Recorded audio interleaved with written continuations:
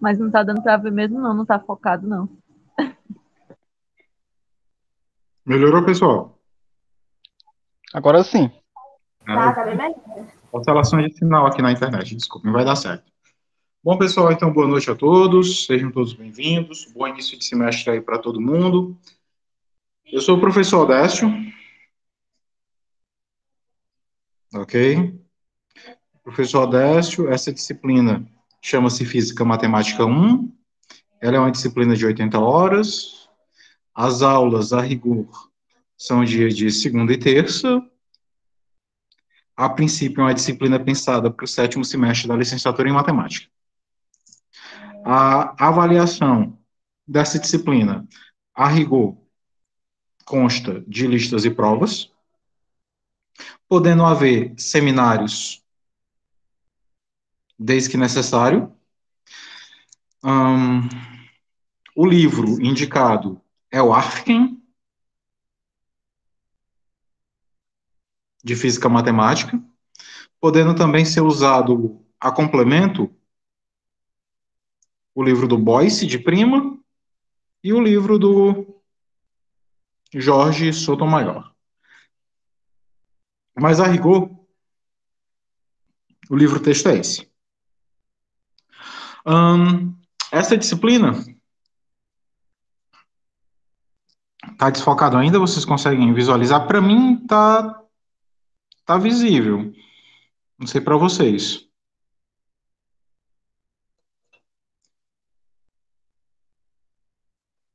Aqui tá de boa. Que tá Ok. ok, professor, que tá ok. Bom, então essa disciplina, mesmo tendo o nome de Física Matemática, ela é uma disciplina com o enfoque maior para a matemática, claramente. Então, basicamente, a gente tem como objetivo aqui resolver, em caráter mais profundo e determinístico, as equações diferenciais. E aqui eu vou colocar apenas equações diferenciais, porque eu tanto posso trabalhar com EDOs, como com EDPs, como com EDFs,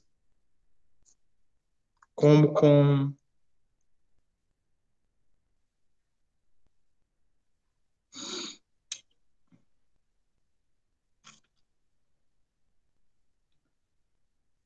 EDVs. Equações diferenciais ordinárias, equações diferenciais parciais, equações diferenciais funcionais, equações diferenciais variacionais.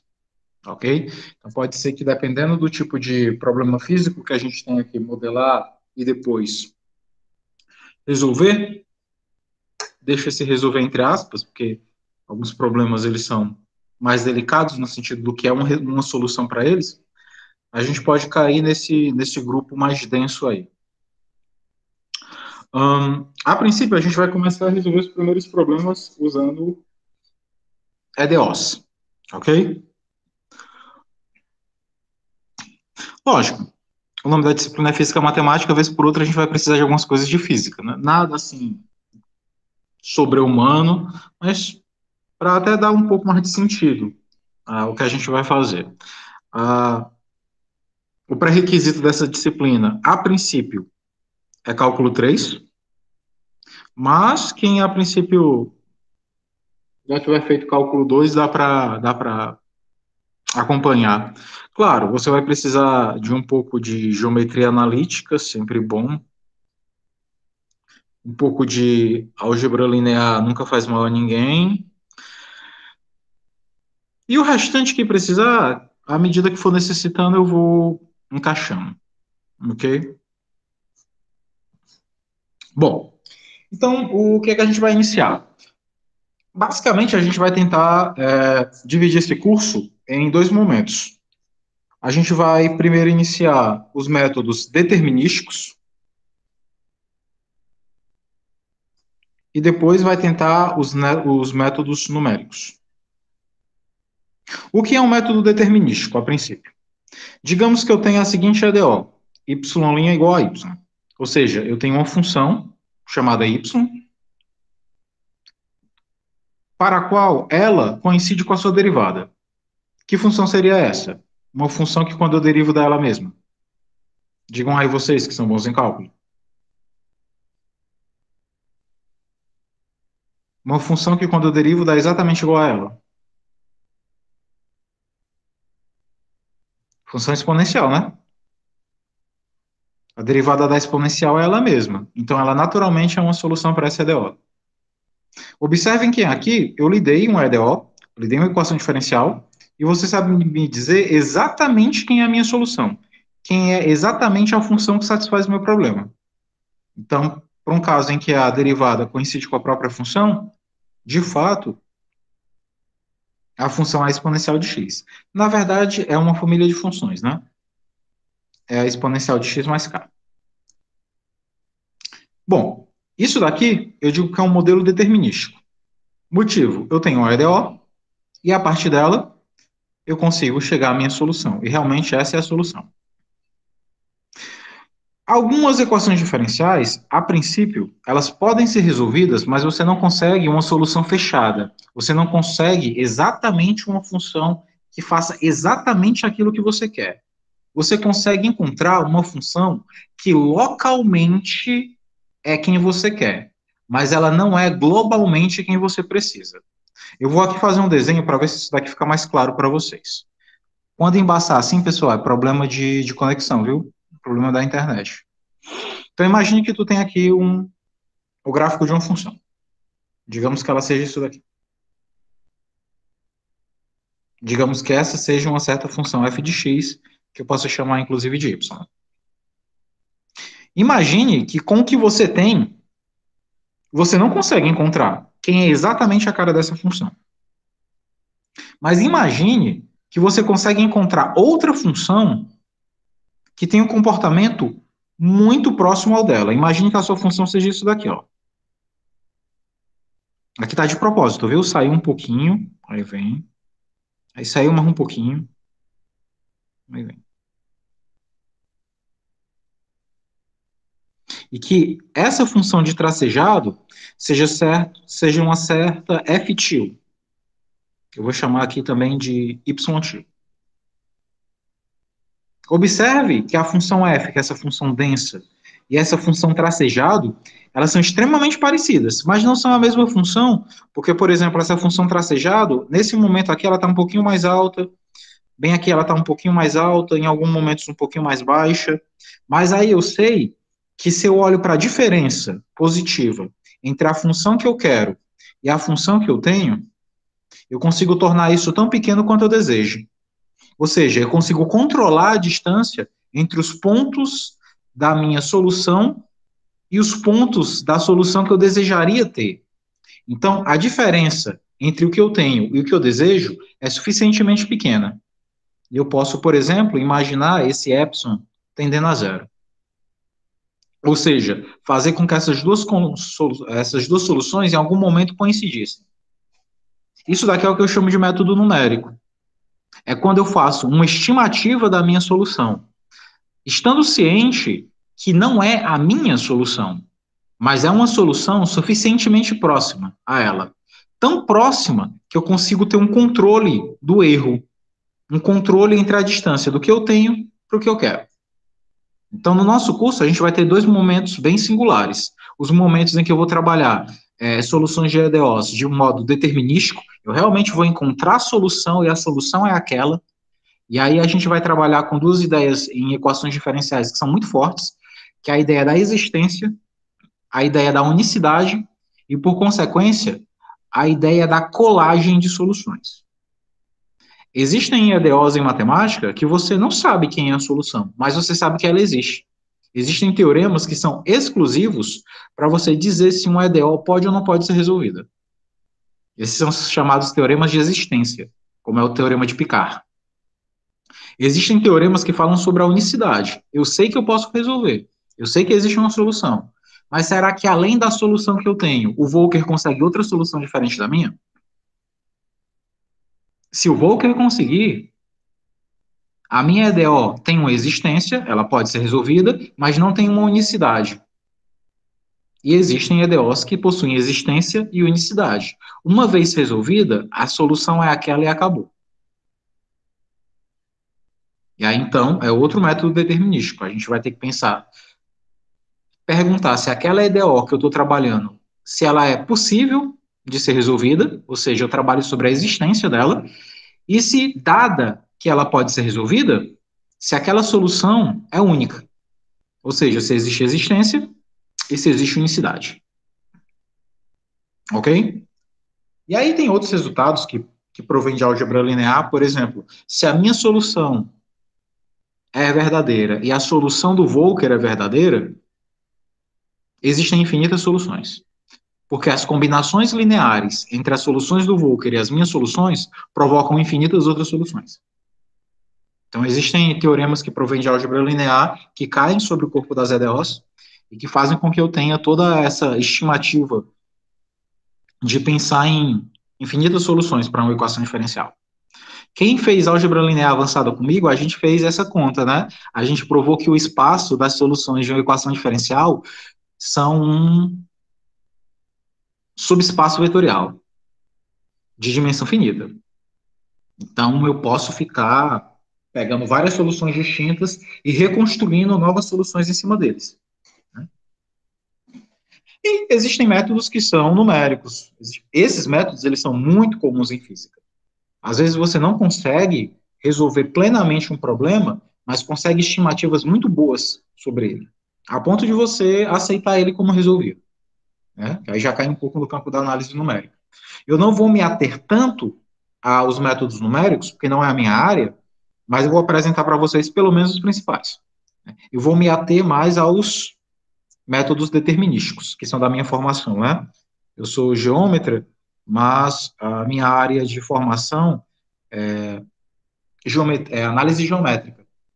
Ou seja, acaba que soma as duas. Bom, então, chega de balela, começar a trabalhar. Vocês já sabem o suficiente do que precisam sobre o curso. Se até agora vocês não saíram da sala e se não tem nenhuma notificação de trancamento, é porque vocês vão tentar, né? Vamos lá. É uma disciplina boa, muito legal. A ideia é que a gente aprenda muita coisa sobre isso. Né? Bom, então vamos começar a resolver. Então, assim, quem já foi meu aluno sabe que eu só trabalho em função de uma coisa: exercício. Então, eu vou provar absolutamente tudo que for necessário ser provado e tem uma enxurralhada de exercícios para a gente fazer.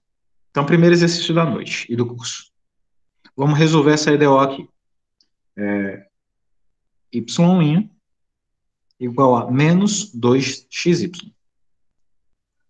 Vamos tentar resolver essa EDO, ok? Todo mundo consegue me ouvir bem e, a princípio, visualizar bem a minha lousa digital?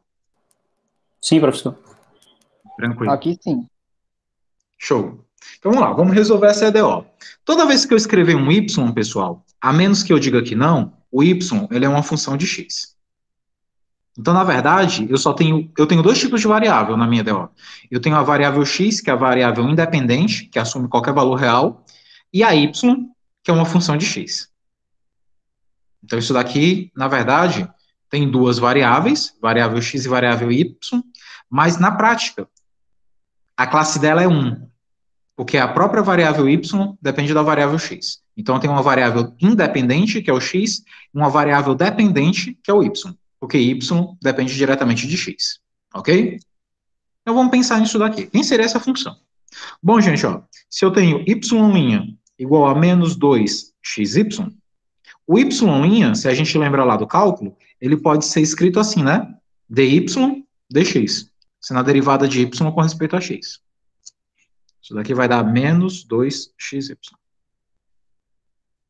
Se eu remodelo o meu problema, eu vou ter o seguinte, eu vou separar variáveis aqui, vou mandar o dy para lá, perdão, vou mandar o dx para cá, vou mandar o y para cá, vai ficar assim, dy sobre y igual a menos 2x dx. Tranquilo?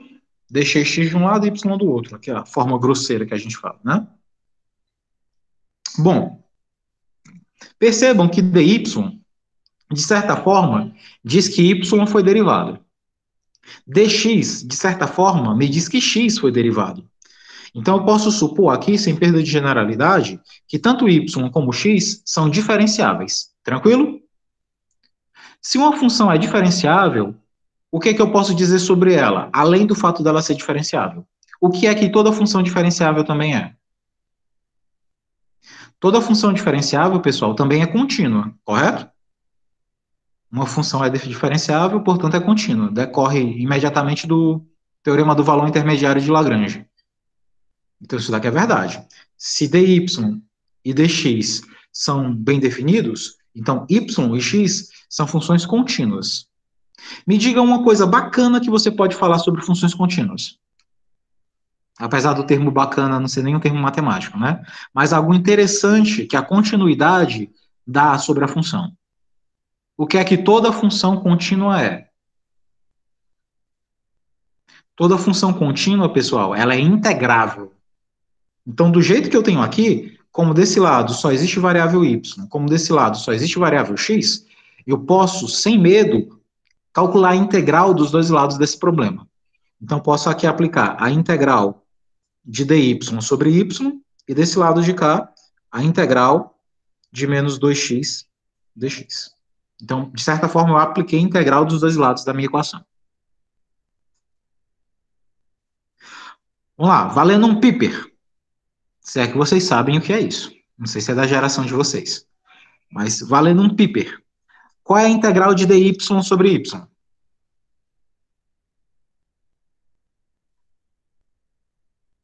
Integral de dy sobre y. Isso é o logaritmo do modo de y. Todo mundo concorda? Todo mundo lembra isso daqui do cálculo 1? Na verdade, do cálculo 2? Que a integral de dx sobre x é o logaritmo de x. Portanto, a integral de dy sobre y é o logaritmo de y. Que eu estou colocando aqui em módulo, porque poderia correr o risco do y ser negativo, correto? E a gente sabe que não existe logaritmo de número negativo. Não é isso, gente? Não existe logaritmo de número negativo, né? Não é isso, pessoal? Isso, pessoal, isso mesmo. Errado. Bora, meu Existe. povo, responde o professor. Existe, pessoal. Existe logaritmo de número negativo. Inclusive, vai ser uma das coisas que eu vou provar nesse curso. Usando o EDOS, eu vou provar para vocês que existe logaritmo de absolutamente tudo, exceto do zero. Então, é possível calcular o logaritmo de menos 1. Mas cena dos próximos episódios. Não vou contar spoiler, porque essa série vai ter muitas temporadas. Ok? Bom, então a integral de dy sobre y é o logaritmo de y, isso a gente sabe lá do cálculo 1. E quem é a integral de menos x ao quadrado? Gente, dei a resposta. Quem é a integral de menos 2x? Menos x ao quadrado, correto? Como ambas essas integrais, elas são integrais indefinidas, então a integral de menos 2x é menos x ao quadrado, somado por uma constante.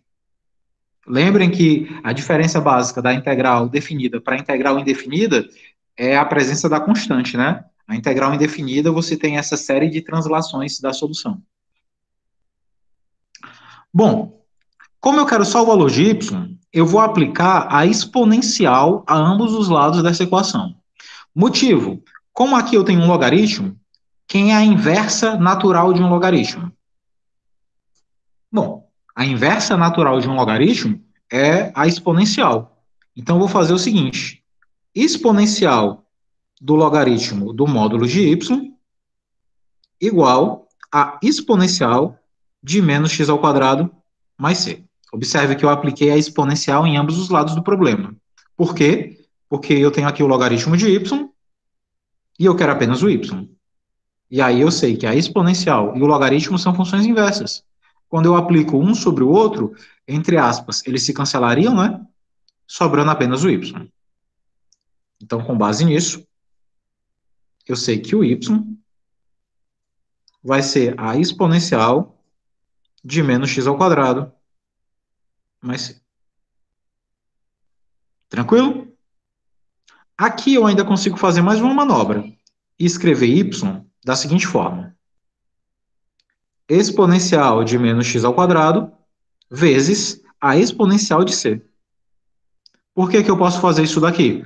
Se eu tenho uma soma no meu expoente, a gente sabe que produto de potências de mesma base, tu repete a base e soma os expoentes, correto?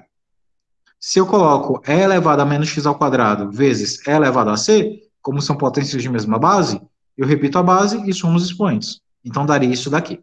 Tranquilo? Eu só reverti a propriedade. Peguei a soma e converti num produto. Isso daqui, pessoal, vale ressaltar o seguinte: o E é aquele número de Euler, né? É aquela constante irracional, sei lá, aproximadamente 2,68, se não me falha a memória. Esse C também é uma constante, né? Proveniente aqui da integração. Então, a base é constante, o expoente é constante. Então, tudo isso daqui que eu destaquei é uma constante. Então, ao invés de criar constante de constante, eu vou chamar isso aqui de uma única constante, chamada K. E aí vou escrever o Y como sendo, né, K, que estava aqui em produto, vezes a exponencial de menos x ao quadrado. E essa daqui é a nossa solução. Essa é a solução da nossa EDO. Tranquilo? Deu para entender aqui, pessoal, como é que foi a solução dessa EDO? Dessa primeira EDO do curso? Sim, professor, até aqui deu para entender. Agora a gente sabe que essa função é uma FDP, né? Por favor, não é um palavrão. Se você pensou em um palavrão, né, ao final dessa aula, digite no YouTube Padre Fábio de Mello, ou então, dependendo da sua religião, qualquer coisa que vá livrar o seu coração dessa maldade. Porque se você achou que FDP é qualquer palavrão, na verdade FDP é uma função de distribuição de probabilidade. É assim que a gente chama funções que têm uma determinada característica, né? Quando a integral sobre ela dá 1. Então, isso daqui é um FDP, é uma função de distribuição de probabilidade. Para ser mais exato, essa daqui é a famosa função normalização de Gauss, né? Então, se a gente pensa no gráfico dessa função, em equações diferenciais, a gente trabalha muito com o entendimento do gráfico. Se eu tomar aqui em particular k igual a 1, eu vou esboçar apenas uma solução, vou mandar. Ao final de cada aula, eu publico o vídeo no YouTube, porque eu acho mais fácil você encontrar as coisas no YouTube do que no Classroom. Não sei no de vocês, mas o meu YouTube é mais organizado do que as minhas salas de aula, e é porque eu sou relativamente organizado. E lá no YouTube é mais fácil de você ficar brincando com o vídeo, não precisa ficar fazendo download. E ao final de cada aula eu disponibilizo as notas de aula, né? Que são essas coisas que eu risco. Então você não precisa copiar nada. Ok? Esse serviço eu faço por você. Só preciso que você pare e tente entender. Então, quando eu penso nessa moça aqui, eu vou em particular tomar k igual a 1, só por comodidade. O gráfico dessa função é isso daqui, ó. Não sei se vocês já viram isso em probabilidade estatística ou qualquer coisa do tipo. Esse daqui é o gráfico da y igual a e elevado a menos x ao quadrado. Vocês podem até brincar e tentar construir o gráfico dela. E essa área que ela forma aqui é legal. Vocês aí que já fizeram praticamente todos os cálculos, né? Pelo menos a maioria de vocês já fez todos os cálculos.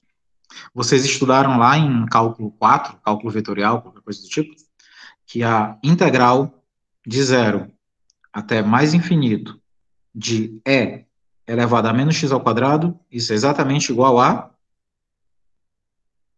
raiz de π. A integral dessa área sobre o gráfico dessa função é isso daqui. Fica aí de exercício para vocês. Exercício de memória, né? Lembrem disso daqui.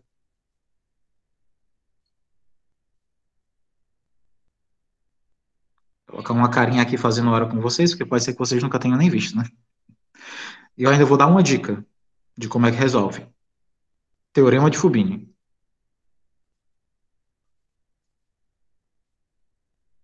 E coordenadas polares. Coordenadas polares.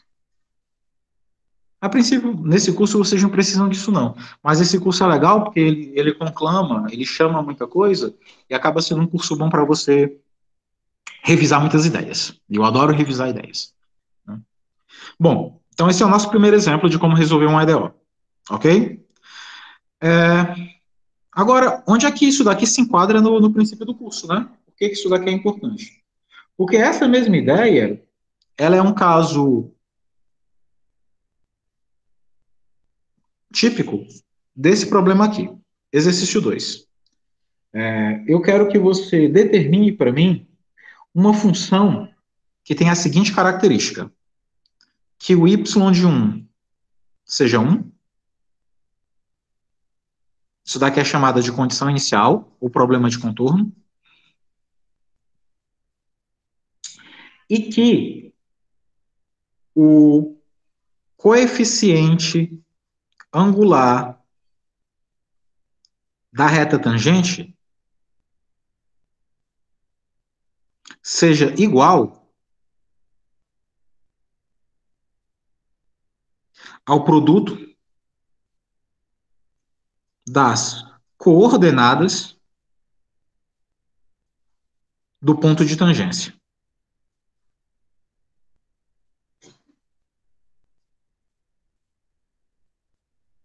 É isso que eu quero que a sua função faça. Eu quero que o coeficiente angular da reta tangente em cada ponto da sua função, ela seja exatamente igual ao produto das coordenadas do ponto de tangência. E aí, qual seria o modelo matemático que descreve esse problema?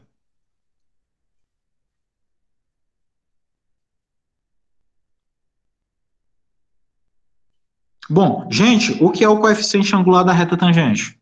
Me digam aí, vocês que já viram cálculo. É a derivada, né?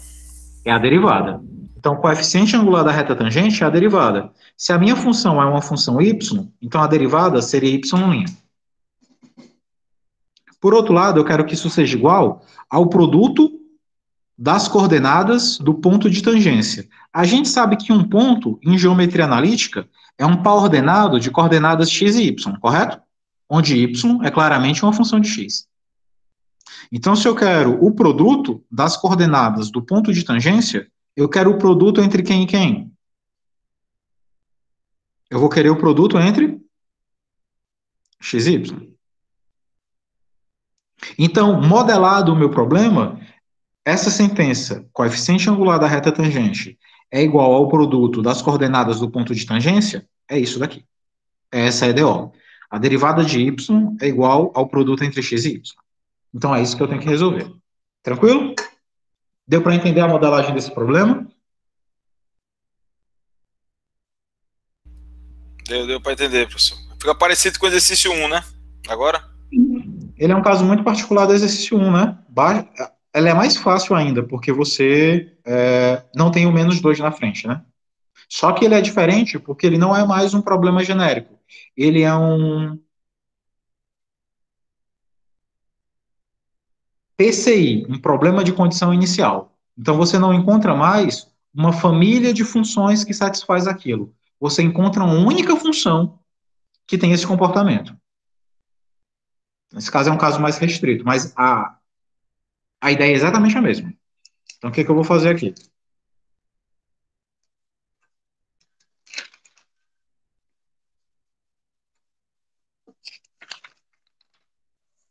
Vamos resolver essa EDO. Y' igual a XY. Bom, Y' a gente já viu, né? Que é o dy dx. Dy dx igual a XY.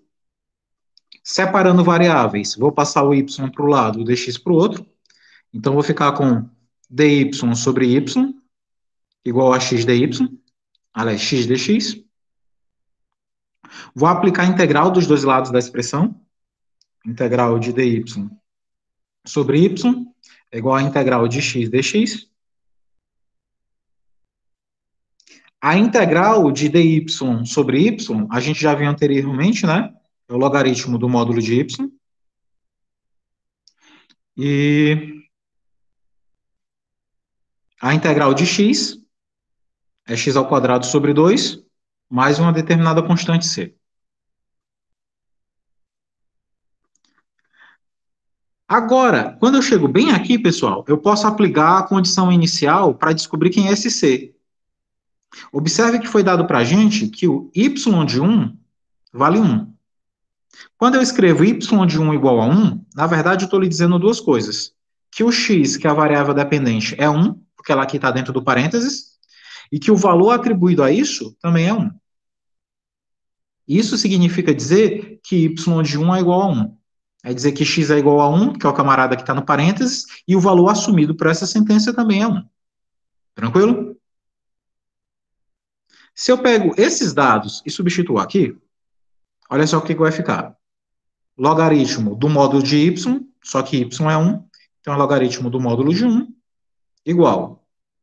E aqui x ao quadrado vai ficar 1 ao quadrado sobre 2, mais a constante c.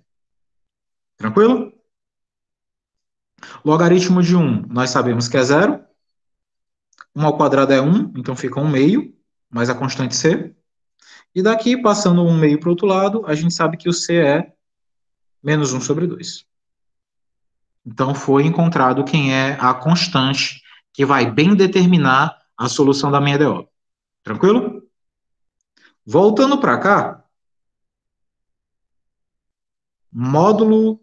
logaritmo do módulo de y igual a x ao quadrado sobre 2 mais c, só que agora c eu já sei quem é menos 1 sobre 2, vai ficar menos 1 sobre 2. Então, eu posso escrever o logaritmo do módulo de y igual, frações com mesmo denominador, vai ficar x ao quadrado menos 1 sobre 2, correto? Aplico a minha exponencial, então isso daqui vai ficar exponencial do logaritmo de módulo de y igual a exponencial disso daqui, de x ao quadrado menos 1 sobre 2. Exponencial de logaritmo, a gente já viu que dá a identidade, então dá a própria y. Isso daqui dá a exponencial de x ao quadrado menos 1 sobre 2. Essa é a função que satisfaz aquela minha EDO de condição inicial. Agora você observa que eu não tenho mais a constante k. Ou seja, essa solução ela está bem definida, está bem determinada. Então essa daqui é a cara da minha solução. Tranquilo, gente? Deu para entender a solução desse problema? Até agora sim, mas eu sei que mais tarde vai piorar. Normal. Vamos com fé. O homem sem fé se desespera cedo. Vamos com fé. Bom, isso daqui, pessoal, tem uma interpretação física, obviamente. Se eu tenho uma função e ela depende de uma variável e eu derivo ela, fisicamente, o que você imagina? Que modelo é esse? Assim, um modelo mais simples. Vou até dar uma dica. O modelo mais mecânico. Já dizendo qual é a área da física a qual eu quero me ater. Nesse primeiro momento. Eu tenho uma função, y, que depende de um certo x. E aí eu faço a derivada disso.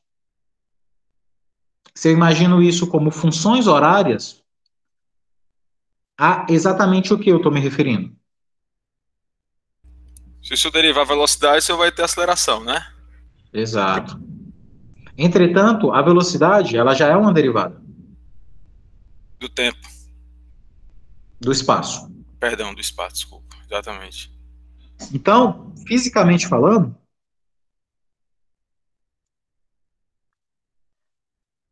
escrever essa EDO, y' igual a xy, e imaginar que y é uma função de x, é como se o x fosse o tempo,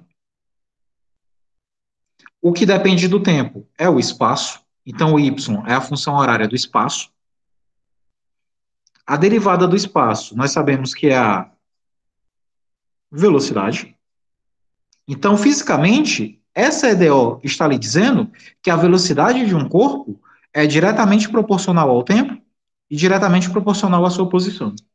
Ou seja, quando eu calculo a velocidade de um corpo nesse tipo de movimento, o valor da velocidade ponto a ponto nada mais é do que onde ele está vezes em que momento você observa.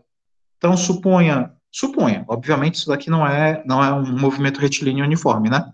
Porque a gente sabe qual é a cara da função horária do movimento retilíneo uniforme, né? O y seria um certo y0 mais a velocidade vezes o tempo, né? Isso se fosse movimento retilíneo uniforme, coisa que não é. Então, o que eu estou lhe dizendo aqui é que, vou até apagar isso daqui para não dar motivação de você achar que é o movimento errado. Então, se você imagina que seu corpo está nesse movimento, que seu corpo faz isso, ó, que é o gráfico dessa função que você acabou de encontrar, então, se eu olho, digamos, nesse ponto aqui, e nesse ponto eu calculo a velocidade, que é a y', e olho para o valor que essa velocidade deu, está aqui o tempo x, está aqui o espaço y. Se você observar, nesse ponto aqui, a velocidade é igual ao produto do espaço pelo tempo. Ou seja, geometricamente eu estou nisso daqui, ó. Eu estou nesse movimento poligonal. Dizer que y' é igual a xy.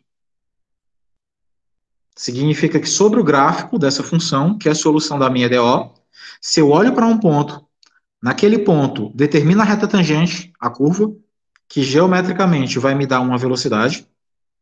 Isso daqui vai ser o meu certo tempo, e esse y vai ser o meu certo espaço.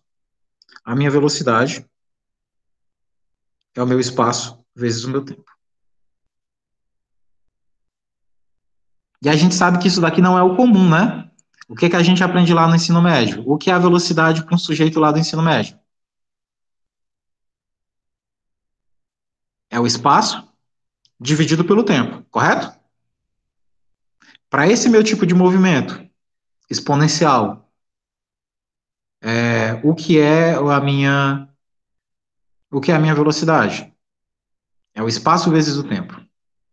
Então, dependendo de que sistema de coordenadas eu estou usando, de que referencial inercial eu estou, e sobre que trajetória o meu corpo se movimenta, as próprias ideias de velocidade, do ponto de vista discreto, sem usar derivadas, pode mudar. A gente sempre vê a velocidade como sendo o espaço dividido pelo tempo, e acabou de descobrir um modelo físico no qual a velocidade é o espaço vezes o tempo. Então, é possível você fazer uma mudança de modelo de modo que o seu corpo, ao invés de andar em linha reta, ande sobre uma montanha-russa. Ele vem aqui, ó, quase retilíneo, aí num dado ponto ele sobe, atinge o máximo observado da função e vem numa descida íngreme, retornando de certa forma com a velocidade parecida com a constante. Então você tem esse movimento osciloide, né? Ele está sobre uma curva que tem diferentes momentos. Em alguns momentos, assintótica, fica aqui meio que paralela ao eixo do X. Então, meio que localmente ela parece um movimento retilíneo uniforme, mas em algum determinado intervalo, ela tem uma característica parabólica. E faz todo sentido, porque quando eu observo a solução geral do meu problema, na minha exponencial, eu tenho sobre o expoente x² menos 1. Que tem um movimento parabólico por natureza, né? x² menos 1 é uma parábola. Então faz todo sentido do mundo. Okay? Então, agora quando vocês estiverem aí brincando de... Não, nem eu penso isso. Mas quando vocês estiverem brincando aí de montanha-russa, imagine que, na verdade, vocês estão num tipo de movimento em que existem altos e baixos provocados por uma oscilação do sistema de coordenada. Ok? Então, fisicamente, o que a gente tem é isso daí. Deu para entender aqui o modelamento físico do seu problema? E está todo mundo traumatizado ou minimamente convencido que velocidade é igual a espaço dividido por tempo? É só mais uma mentira que contam na gente lá na educação básica, que na prática não é. A melhor ideia de velocidade é que a derivada do espaço com respeito ao tempo, e que da forma discreta, às vezes, isso não ocorre.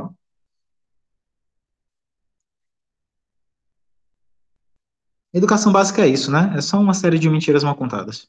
É bom que no ensino superior a gente entende a verdade sobre os fatos. Pessoal, até aqui algum problema? Alguma dúvida? Tá dando tudo certo? Tá dando para entender e acompanhar? Vocês têm que abrir o áudio porque eu não consigo ver os comentários, viu? Até agora sim, professor. Tranquilo. Vez ou outra eu vou ter que apelar para física, então o que vocês já tiverem de física, se vocês não entenderem, perguntem. Aproveitem que eu também tenho formação nisso, eu talvez saiba responder o que vocês querem. Bom, vamos pensar aqui em mais um problema. Esse daqui vai ser o problema 3. Suponha aqui que no problema 3 eu quero que vocês resolvam essa EDO para mim. Y' igual a x, 1 menos y ao quadrado. Ok? Y' igual a x, 1 menos y ao quadrado. Pois não? Alguém levantou a mão. Foi eu. Lá no comecinho, quando o senhor começou a jogar o dx pro outro lado, existe algum momento que a gente não vai poder fazer isso? Sim. Daqui a umas 2, 3 aulas. Quando tratar de equações diferenciais não separáveis. Mas, a princípio, existe um teorema que garante que, por mais que uma equação não seja separável, é possível criar uma aplicação ortogonal que a torne. Então, na prática, a grosso modo, você sempre vai poder fazer, desde que você seja capaz de construir uma aplicação ortogonal. Aí a gente vai ter que usar um pouquinho de álgebra linear para provar que essa aplicação sempre existe, sempre é bem definida e é única. Então vai chegar um momento do curso que a gente vai parar um pouquinho e aprofundar um pouco da álgebra linear para ser capaz de criar quem é essa matriz, né, que é a matriz de determinação jacobiana. Ela vai resolver nossos problemas. Mas, a primeiro momento, existem sim, Tamires, casos em que você não pode fazer o método da separação de variáveis. Mas aí a gente consegue reverter esse problema fazendo uma transformata. Esse é o principal nome desse curso, talvez, transformata. Transformata é quando você pega uma equação diferencial, que a princípio não obedece aos métodos que você costuma fazer, aí você impõe sobre ela uma mudança que é tão brusca que faz com que ela obedeça. E aí você consegue separar as variáveis e resolver. Parece fácil, mas a criação da transformata é mais delicada. Tá bom? Não sei se eu consegui lhe responder, mas a resposta é sim, é possível. Por outro lado, é não. A gente sempre consegue resolver. Na marra, mas sempre. É que nem mãe. Sempre consegue o que quer. No amor ou na chinela. Mas ela sempre consegue. Tranquilo? Tudo bem, essa parte eu entendi, né? Existe. Como eu posso perguntar? Bom, uma hora ele vai ser número, outra hora ele vai ser operador. Tem alguma coisa a ver com isso? Na verdade, existem duas situações. Por vezes ele é solução cartesiana, por vezes ele é solução numérica. Depende muito se é ou não é dada uma condição inicial para o problema. Por exemplo, esse que está na tela agora, ele vai ser, como você disse aí, operador, né? Ele vai ser uma solução arbitrária, não vai ser unicamente definida. Porque eu não dei uma condição inicial, eu não lhe dei numericamente valores de x e y. Portanto, ele não vai conseguir ser unicamente definido. Mas, por vezes, se eu acrescentar aqui uma solução, tipo lhe dizer que y de 2 é igual a 4, aí eu conseguiria uma solução única para ele. Mas, a princípio, por vezes, ele vai ter solução numericamente estabelecida, por vezes ele vai depender de uma determinada constante, que só vai poder ser obtida por uma condição numérica. Tranquilo? Certo, obrigado. Nada. Vamos brincar com esse negócio. Vamos ver se o cálculo de vocês está em dia. Nem o meu tá. Então, vamos lá. Quem é o y'? dy dx. Isso daqui é x, 1 menos y2. Separando variáveis, y para um lado, x para o outro, eu vou colocar dy, esse cara está multiplicando, passa dividindo, então fica isso daqui. 1 menos y2, e o dx passa para cá, fica x dx, ok? Aqui eu posso aplicar a integral dos dois lados do problema. Então, isso daqui vai me dar a integral de dy sobre 1 menos y ao quadrado. Por outro lado, isso daqui vai dar a integral de x dx. Ok? Valendo um Piper. Quem é a integral de dy sobre 1 menos y ao quadrado?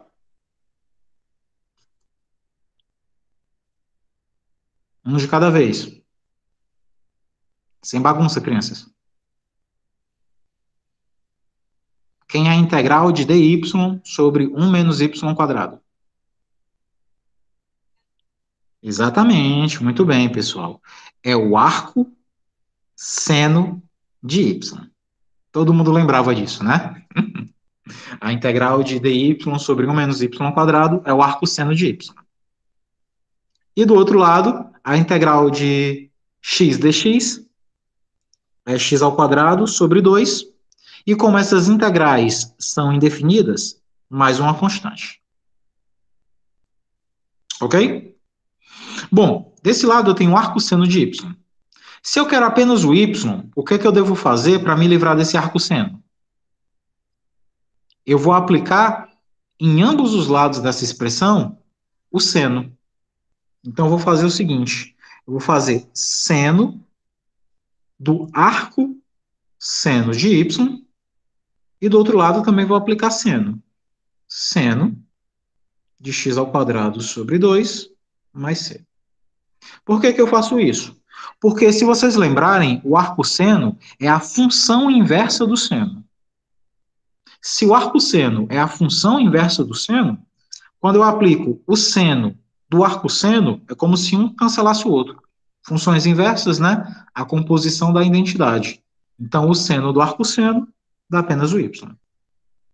Então, o y é igual, do outro lado, o seno de x ao quadrado sobre 2, mais uma constante. Então, essa daqui é a solução da sua EDO. Deu para entender, pessoal, isso aqui?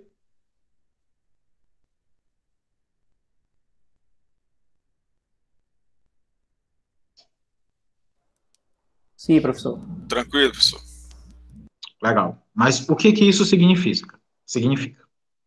O que que significa y' igual a x, 1 menos y ao quadrado? Fisicamente falando. Bom,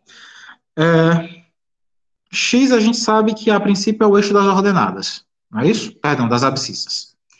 E isso daqui, 1 menos y ao quadrado, é uma função do segundo grau em y.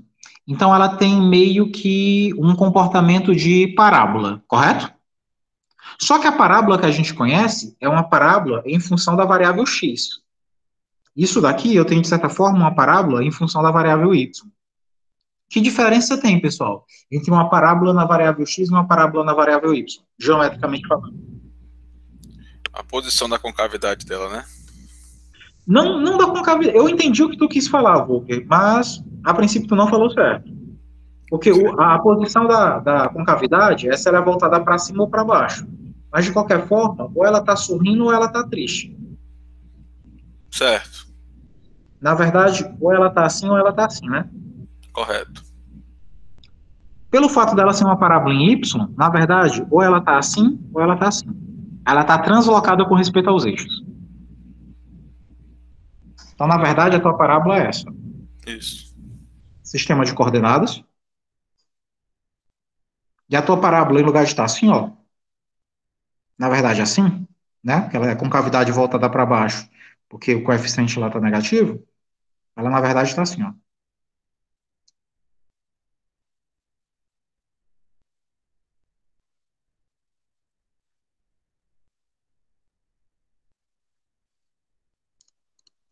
Onde esse ponto é o 1. Então, ela está assim. Bom, quem é y'? Y' é o coeficiente angular da reta tangente. Então, se eu tomo um ponto arbitrário aqui, e dele puxo a reta tangente, certo? Então, aqui é o y'. Então, na verdade, o que eu tenho é o seguinte, ó. Se eu tento, de certa forma, pensar nesse triângulo, esse ponto aqui vai ter uma certa coordenada x, obviamente, o correspondente a ele tem uma variável y. Então, de certa forma, se você observa o quadrado, é como se o seu movimento estivesse acontecendo aqui, ó. Não chega a ser o seu retângulo inteiro, mas é a interseção entre o seu retângulo e o gráfico dessa parábola. E se eu projeto ele um pouco mais para baixo, ó, já que aqui também eu tenho um coeficiente angular da reta tangente, né? Ó, eu tenho essa reflexão aqui. Tranquilo? Então, essa daqui seria a região para a qual o meu movimento está ocorrendo. Só que esse, pessoal, não é um movimento de um corpo. Isso é um movimento da luz. Apresento para vocês a tal teoria dos espelhos côncavos de Gauss. Vocês lembram de ter estudado isso daqui, sei lá, no ensino médio? Quando vocês estudavam sobre espelhos côncavos e espelhos convexos? Que aí tinha aquela situação no qual você tinha uma lente, que ela podia ser côncava ou convexa. Aí ela tinha um certo foco, um certo centro de curvatura. Aí você tinha aquela ideia que um raio de luz vinha, tocava aqui e era refletido sobre o foco. Que você tinha aqui, sei lá, um raio, vinha, incidia sobre o centro de curvatura e era desviado para cá. Não sei se vocês recordam esses estudos de óptica geométrica de vocês. E aí vocês vinham os tais espelhos esféricos. A teoria dos espelhos esféricos é isso daqui, ó. Isso daqui é um modelo analítico do estudo do comportamento dos raios luminosos sobre um espelho em movimento. Então, imagine que seu espelho não está ali parado. Imagine que seu espelho está em movimento. Imagine que você tem uma frase na sua blusa. Sei lá. Um homem sem barriga é um homem sem história. Frase clássica. Né? Caio Fernando Guimarães. Um homem sem barriga é um homem sem história. Imagine que você está lendo essa sua frase na sua blusa e, de repente, o espelho começa a ficar em movimento. O que você vai começar a ler? Como é que vai ficar a imagem do que você está lendo? Vai observar que em um dado momento você consegue, numa certa região, para ser mais exato, você até consegue ler. Mas dado um determinado momento você não consegue mais. Seja porque o espelho está muito próximo e os raios de luz não incidem mais sobre os seus olhos. E lembre, pessoal, que para que você enxergue alguma coisa, como é que a gente enxerga? Ok, pelos olhos, muito bem, tirou 10. Mas como é que fisicamente é o processo de enxergar do ser humano? Primeiro que o ser humano enxerga muito pouco, né? O ser humano ele enxerga 3 dimensões, correto, gente?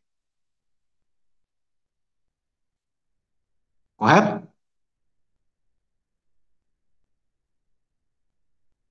Esse é o momento da aula que vocês já entenderam que toda pergunta que eu faço tem um ar de maldade e vocês ficam se perguntando se realmente tudo que vocês sabem na vida é verdade ou não?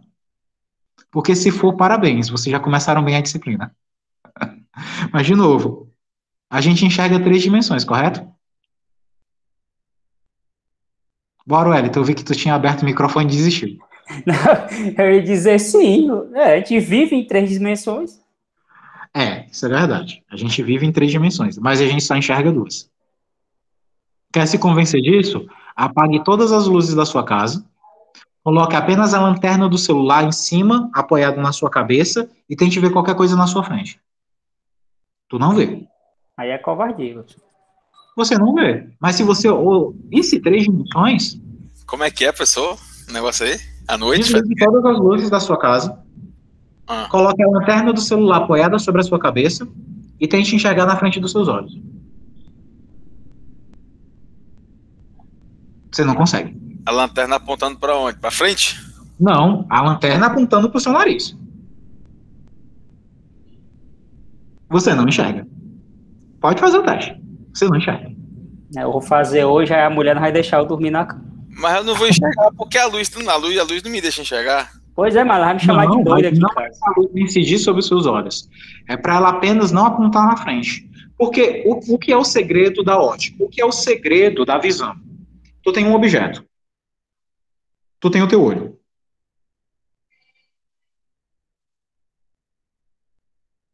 Vocês notaram porque eu nunca fui para a parte de artes, né? Que isso daqui é o melhor que eu consigo fazer. Então, imagine um objeto. Imagine o seu olho. Vem a luz. A luz vem, incide sobre o objeto, é refletida e vai para o seu olho. Portanto, você enxerga. Agora, imagine uma situação na qual você tem o seu olho, a luz incide bem aqui, que é onde eu quero, ó, você, sua cabeça, a gente é cearense, né? A sua cabeça, o ponto de luz, que não vai diretamente nos seus olhos para não ofuscar, e está aqui o objeto. Me diga aí, como é que a luz vai tocar o objeto, ser refletida e chegar no seu olho para que o seu cérebro entenda que ali tem um objeto? Não tem problema, né? Por isso que Deus criou o dedo mindinho, para nos mostrar os objetos que os nossos olhos não conseguem ver, né? O dedo mindinho capta muito bem a presença deles, né? E aciona o cérebro de uma maneira muito singular, aquela do infernal. Mas a princípio a gente enxerga assim. O raio de luz incide sobre o objeto, existe a reflexão luminosa que leva a informação para o nosso olho. Se você fizer esse contexto aqui, você não enxerga. Entretanto, se a gente enxergasse três dimensões, o raio da luz aqui e a continuação natural da sua cabeça formam um plano de duas dimensões. Se esse objeto está fora do plano, então esse objeto aqui estaria numa hipotética terceira dimensão. Se você enxergasse a terceira dimensão, você deveria ser capaz de enxergar esse objeto. Entretanto, você não enxerga. Portanto, nós não enxergamos três dimensões. Beleza? As abelhas enxergam, a gente não. Tanto que o olho de uma abelha, ele é hexagonal. No seguinte sentido, cada raio de luz que entra sobre um orifício se refrata sobre as diagonais. E aí provoca três dimensões. Aí elas enxergam. O nosso não. O nosso olho é esférico. E como a gente sabe, observar da esfera, você só consegue dois. O tangencial e o radial. E aí a gente só enxerga duas dimensões. Tranquilo? Então, vamos dormir com essa, né? A gente enxerga menos do que uma abelha.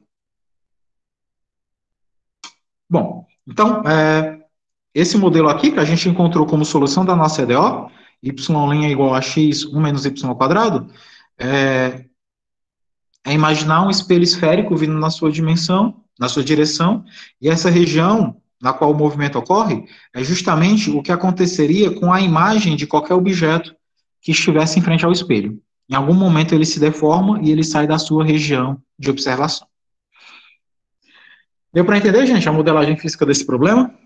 E como a minha equação diferencial consegue modelar matematicamente o fenômeno que é físico? Sim, professor. A nossa disciplina ela vai correr muito nisso, né? Toda ideia que a gente resolver, que nos cabe como matemáticos, a gente vai interpretar do ponto de vista físico e aí sair conectando as ideias, ok? Esse é o princípio que eu pensei para o curso todo. É bom que a gente brinca de todo um pouco. Umas brincadeiras vão ser mais sem graças do que as outras, mas a vida é assim, né? O golpe tá aí, cara quem quer. Eu sou péssimo de piadas, mas acostumem-se. Hoje eu fui fazer na outra disciplina, fui falar de expanda. Aí eu usei a piada que era a ex-esposa de um urso chinês. Eu pedi desculpa depois, porque vi que tinha sido pesado. Mas o que esperar de mim, né? Então imagine o seguinte, bobagens à parte, imagine que você está no seguinte problema. Eu nem sei mais qual é o problema. Problema 4. Que função tem essa característica aqui?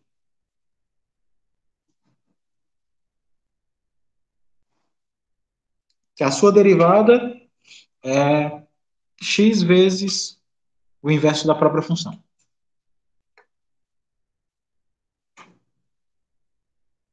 Bom, brincando com ela, y' é dy dx. Isso daqui é x sobre y. Ok? Posso fazer as continhas um pouquinho mais rápido, porque vocês já se tocaram de qual é o processo, né? Hoje, a sacada matemática do dia é o processo de separação de variáveis, né? Então, olha, parece ser um meio pelos extremos, mas não é, viu? Você está fazendo separação de variáveis em equações diferenciais. Mas, de certa forma, aqui é um meio pelos extremos, né? Então, aqui vai dar y dy, do outro lado vai dar x dx, correto? Aplicando a integral dos dois lados, integral de y dy é a integral de x dx. Quem é a integral de y dy? Y ao quadrado sobre 2. Quem é a integral de x dx? X ao quadrado sobre 2. Não é isso? Mais uma certa constantezinha. Multiplicando todo mundo por 2, y ao quadrado, vou multiplicar aqui todo mundo por 2, né? Isso daqui vai ficar o quê? Isso daqui vai ficar y2 igual a x2 mais 2 vezes c. Só que, pessoal, c é uma constante, correto? Então, 2 vezes c também vai ser uma constante. Então, para não ficar uma constante feia, vou chamar simplesmente essa constante de k. Odécio, eu sempre posso fazer isso? Posso pegar uma constante feia e chamá-la de uma constante bonita? Pode. Sem problema. Então, eu posso colocar aqui y' igual a x ao quadrado mais uma certa constante k.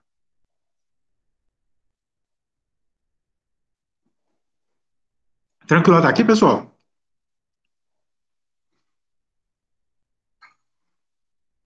Sim, professor, tranquilo. Tranquilo, né? Que curva é essa?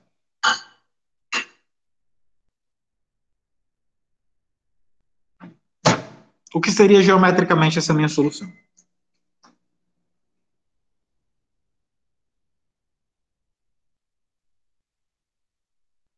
Bom, imagine que o k fosse zero. Se o k fosse zero, como é que ia ficar a minha solução? y2 igual a x2, correto? Posso aplicar a raiz quadrada dos dois lados, não posso? Então, vai ficar a raiz quadrada de y ao quadrado igual a raiz quadrada de x ao quadrado. Se eu faço isso, pessoal, o que eu vou ter? Quem é a raiz quadrada de y ao quadrado?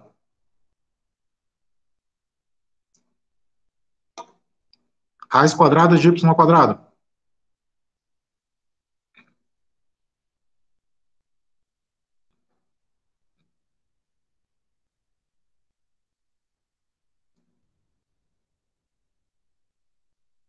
Pronto, a gente já fez um minuto de silêncio aí pelas esperanças que a gente tinha nessa disciplina. Agora vocês já podem me responder. Quem é a raiz quadrada de y ao quadrado? É o módulo de y, né, gente? Pela definição. E a raiz quadrada de x ao quadrado é o módulo de x. Porque eu acho que ficou todo mundo na tensão de dizer é Y, aí com medo de levar um caramba. Não, do jeito que tá todo mundo sem saber mais o que é o que aqui, rapaz. Não, mas já O ficou negócio todos. tá pesado aqui hoje. É Y, ô, desce o quê? Provavelmente o choque maior seja para o João, porque o João nunca foi aluno meu. Só Pra quem faltou já ele foi falar aluno Y, meu aí, né? Só faltou ele perguntar, é Y, não é pessoal, não é Y? A gente disse, ele é nada, rapaz. Igual eu fui iludido logo lá no começo pra dizer que tinha o LN negativo, quando acabar não tem. mas para quem já foi meu aluno sabe que meu propósito de vida é mostrar que tá todo mundo errado sempre, né? Ou pelo menos existe muita sujeira embaixo do tapete, que vocês ainda não conhecem. Eu sou aquele cara que vem e fica sacudindo o tapete de propósito. É mais ou menos isso, né? Bom, então raiz quadrada de y ao quadrado é módulo de y, raiz quadrada de x ao quadrado é módulo de x. O que seria isso geometricamente? Isso daqui, pessoal, na verdade, são 4 casos, né? O y pode ser igual a x, adotado os dois positivos. O y pode ser menos x, já que o módulo de x, né, tanto vai positivo como negativo. O menos y pode ser x. E o menos y pode ser menos x. Concordam que esses casos esgotam todas as possibilidades? X positivo, negativo, y positivo e negativo. Tanto para x como para y, existem duas possibilidades. Pelo princípio fundamental da contagem, duas possibilidades para um, duas possibilidades para outro, são ao todo 4 possibilidades. Correto? Professor, Pois não? uma dúvida básica aqui. Sim. O primeiro e o último não seria a mesma coisa, não? Exato. Observe que esses dois camaradas aqui são iguais. Basta que você pegue esse de cima e multiplique por menos 1, daria esse de baixo. Da mesma forma, esses dois aqui. É só multiplicar por menos 1. Então, na prática, a gente tem apenas dois casos. O x sendo igual ao y, que equivale ao primeiro e ao quarto caso, e o y sendo menos x, que corresponde ao segundo e ao terceiro caso. Ok? O que seria isso geometricamente? Plano cartesiano. O que é x igual a y? É a tal bissetriz dos quadrantes ímpares, correto? É aquela reta que contém a origem e que advém ao primeiro e ao terceiro quadrante. Isso daqui é a reta x igual a y. O que é x igual a menos y? É a bissetriz dos quadrantes pares, né? Essa daqui. Que passa também pela origem e que passa agora pelo segundo e pelo quarto quadrantes. Y igual a menos x. E, obviamente, elas se encontram na origem. O que seria aqui o meu resultado? Seriam essas regiões aqui. Ó.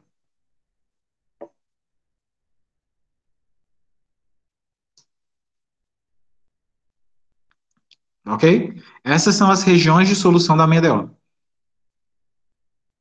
No caso, K igual a zero. Tranquilo, gente?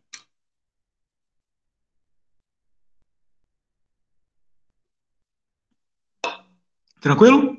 Geometricamente observado esse modelo? Sim. Isso daqui é um cone, né? Isso, na verdade, são dois cones, né? Um cone de ponta para cima e um cone de ponta para baixo. Se eu pego esse par de retas e giro em torno da origem, então esse camarada faz um cone aqui em cima, esse cara aqui faz um cone embaixo. Então, posso dizer que as minhas soluções arbitrárias na EDO, tomando em particular o K igual a zero, elas se encontram no interior de um cone de revolução. Ou seja, o volume desse cone, que seria essa parte aqui, ó, seja essa, desse bicone, ele contém as minhas soluções. Tranquilo? Isso é o caso K igual a zero. E agora imagine o caso K diferente de zero. Como é que isso daqui aconteceria? Então, vou lá naquela minha solução, y2 igual a x2 mais k. Vou agora passar o x ao quadrado para o outro lado. Então, teria aqui um certo y2 menos x2 igual a k. Vou dividir todo mundo por k, porque se o k é diferente de zero, eu posso, sem problema, dividir todo mundo por k, né? Então, vai ficar assim, ó, y2 sobre k menos x2 sobre k igual a 1. Certo? Ok.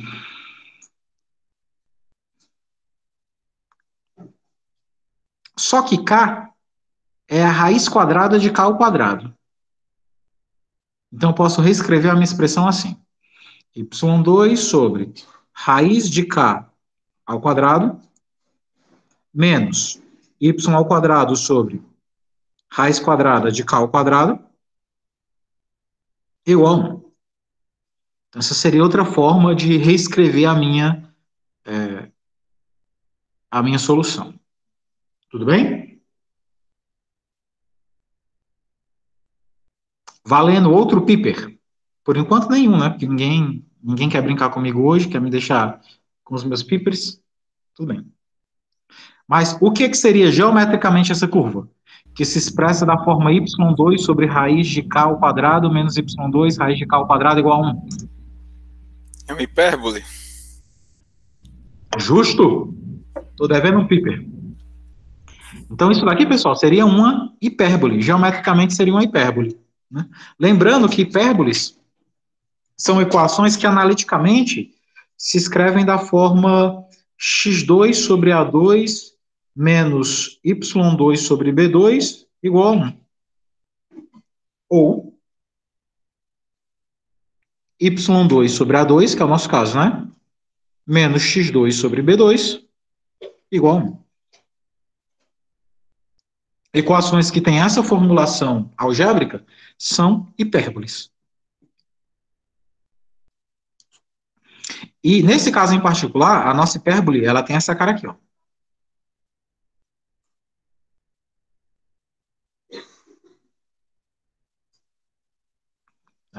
Nossas hipérboles teriam essa cara aqui.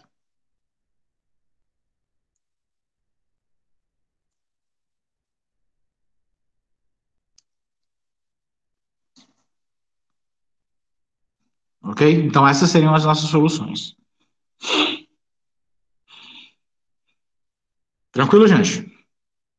Professor, aquela solução para k igual a zero, aquelas retas seriam assíntotas dessas hipérboles? Não, né? Elas não chegam a ser assíntotas, Volker, porque em algum momento elas vão estar passando aqui, ó. Ah, é verdade. Elas vão cortar um. E elas tocam exatamente sobre o foco. Sobre o foco, né? Tá. Exatamente sobre o foco. E aqui tem um negócio legal. O que é que fisicamente significa essa solução? Como é que anda a termodinâmica de vocês?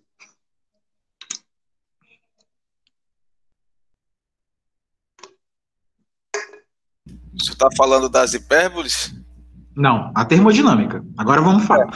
Não sei se vocês observam, a nossa aula ela tem cada problema nosso, e na verdade a aula como um todo, ela tem 3 momentos. Ela tem um momento analítico, no sentido não de geometria analítica, mas de análise, que é onde você resolve a equação diferencial. Existe um momento geométrico, no qual você interpreta a solução obtida pelo método determinístico, e tem um momento físico. Agora a gente vai entrar no momento físico. Como é que anda a termodinâmica de vocês? Para ser mais exato, como é que anda o estudo de gases de vocês? Vocês lembram alguma coisa sobre o estudo de gases? Não vão ser as temperaturas, não? Tem a ver, mas não tanto. Vocês lembram do que a gente chama de lei de Clapeyron? Ixi. Eu não lembro. Eu lembro. PV igual a nRT. Pressão, volume, número de mols, constante universal dos gases, temperatura medida em Kelvin. Eu não sei onde vocês foram amarrar o burro de vocês, mas quando vocês se matricularam em física matemática, vocês leram o nome da disciplina, né? Física matemática. Vocês olharam se o professor sabia alguma coisa sobre física? Porque é um perigo se o professor souber. Eu acho que é por isso que amanhã vai ter a acolhida dos alunos, para os alunos novatos conhecerem cada um de nós, para eles saberem onde é que eles estão amarrando o burro. Todo mundo aqui é ciente que eu sou formado em física também? Sim, professor, sou ciente. Eu resolvi viver a vida perigosamente. Você é um caba corajoso, viu? Você é nordestino mesmo, né? O gene de Lampião pulsa, né, no seu genoma. Por isso que eu acabo aprofundando tanto física como eu acho que deve ser. Bom, vamos lá. Esse T é a temperatura, como o Volker bem falou. É a temperatura medida em Kelvin, não é em graus Celsius, é a temperatura termodinâmica.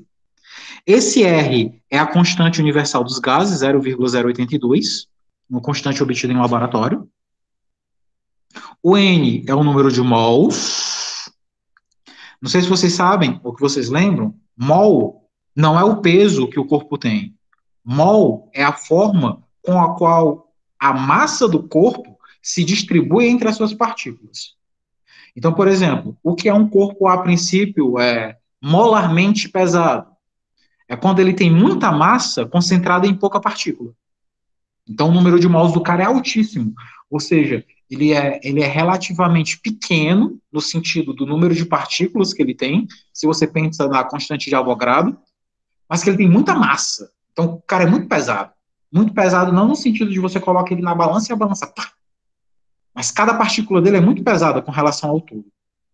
Né? Então, isso é o mol. O mol é a relação que existe entre a massa total e o número de partículas que compõem. Os gases, eles costumam ter essa constante de mols pequena, porque tu tem muitas partículas e as partículas são dispersas. Então, não tem como você pegar várias partículas de gás, até porque não tem como pegar o gás com a mão, né? Mas a forma com a qual a massa fica distribuída sobre as partículas é de uma maneira muito singular. Então, você não consegue se tornar pesado, no sentido de vista, né? Do ponto de vista, assim, newtoniano, né? De colocar o gás na balança e medir o peso dele. O V aqui é o volume e o P aqui é a pressão.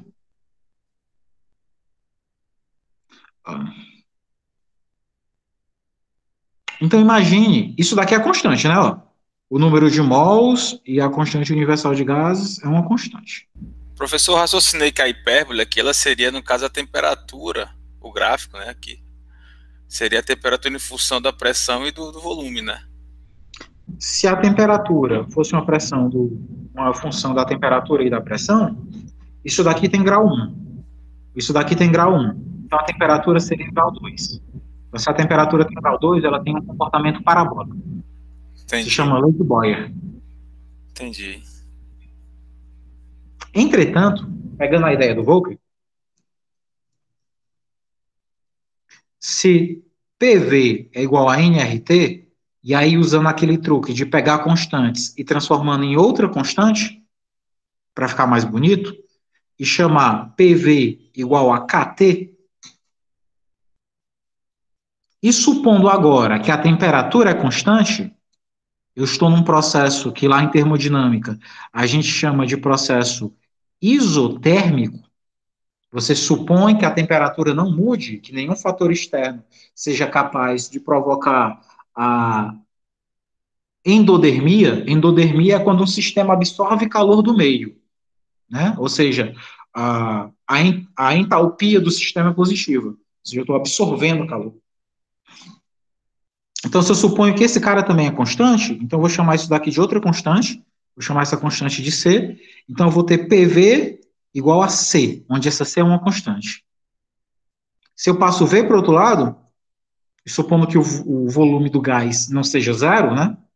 Então a pressão vai ser inversamente proporcional ao volume.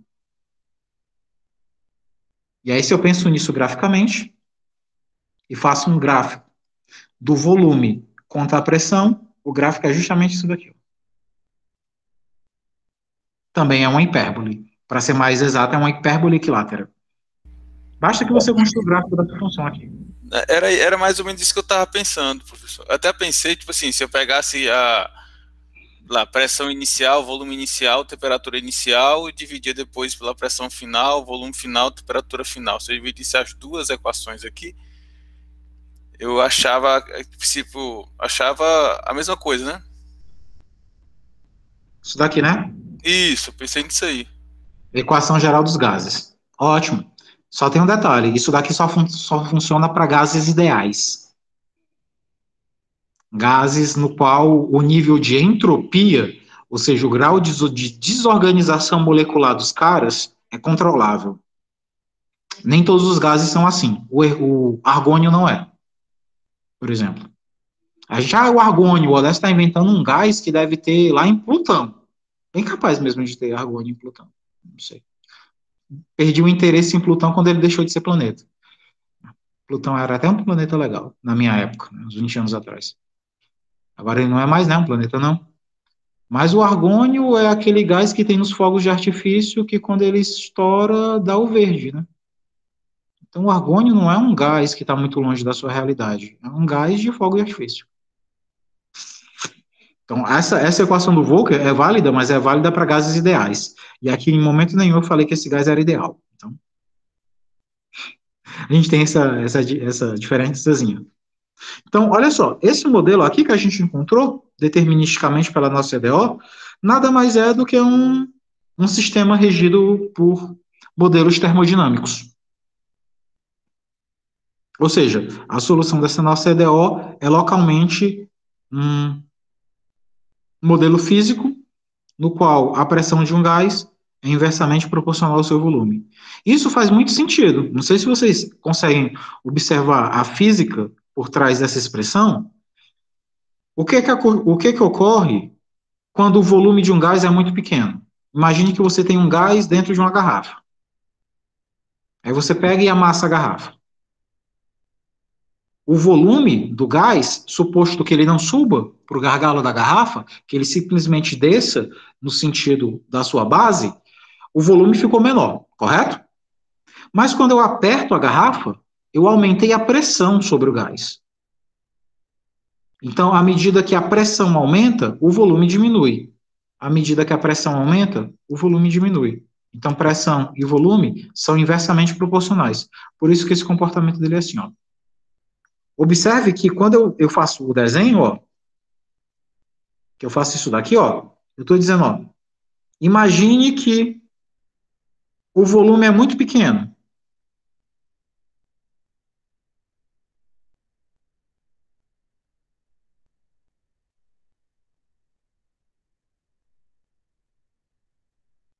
Imagine que o volume é muito pequeno, ou seja, ele está vindo para cá, ó. O volume para cá diminui, o volume para cá aumenta. Imagine que o volume é muito pequeno. O que é que acontece com a pressão? O que você precisa para fazer com que o gás que está dentro da garrafa vá cada vez mais para baixo? Você tem que apertar a garrafa cada vez mais forte. Então, à medida que o volume diminui, a pressão aumenta. Agora, imagine que o seu volume fique cada vez maior. Ao invés de apertar, você começa a folgar a garrafa. À medida que o volume aumenta, a pressão diminui, ficando cada vez menor. Chega um momento que, para a pressão diminuir, você tem que parar de apertar. Então, a pressão é zero. Exatamente esse modelo que você tem aqui. Um modelo hiperbólico. Tranquilo? Deu para entender, gente? Aqui como é que foi essa nossa modelagem? Da nossa hipérbole sobre os modelos de gases.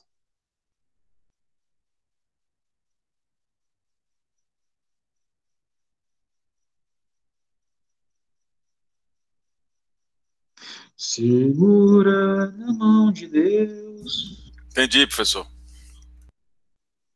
Tranquilo. Já pensei que a BrisaNet tinha cortado a minha conexão. De novo. Então, por enquanto, tranquilo, né? Vivível, né? Suportável. Então, isso daqui é a página 5. A gente acabou de findar aqui a página 6. Ok. Continuando aqui. Nossos ensaios para a loucura. Imagina que tu tem o seguinte. Esse daqui vai ser o nosso exemplo, vai ser o nosso exercício 4, né? A gente acaba fazendo pouco exercício Acho que é porque o a gente... 5. Não sei. Exercício 5. Obrigado. Exercício 5. Ok. Pensemos aqui no exercício 5.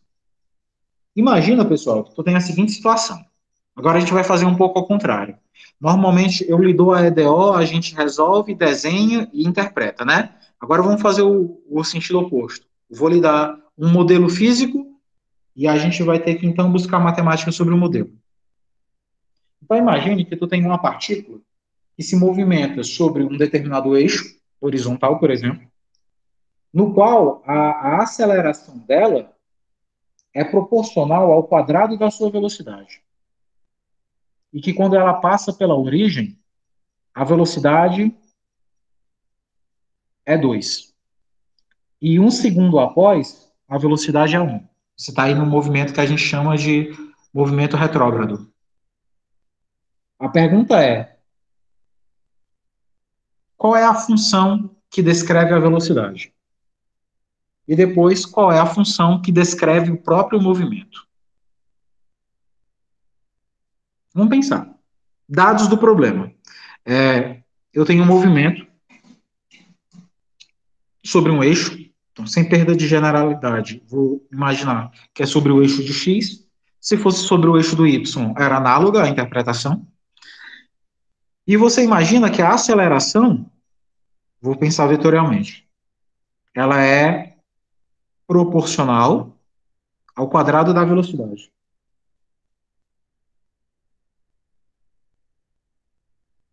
E que quando eu passo pela origem, ou seja, quando o tempo é zero, a velocidade associada ao movimento é 2. E que um segundo depois, ou seja, quando o tempo sai do zero e vai no 1, a velocidade sai do 2 e vai para 1. Minhas perguntas são: quem é a função velocidade?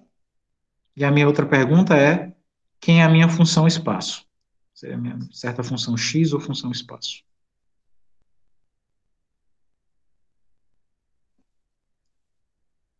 Esse símbolo aqui, que parece o alfa, é o que eu digo que a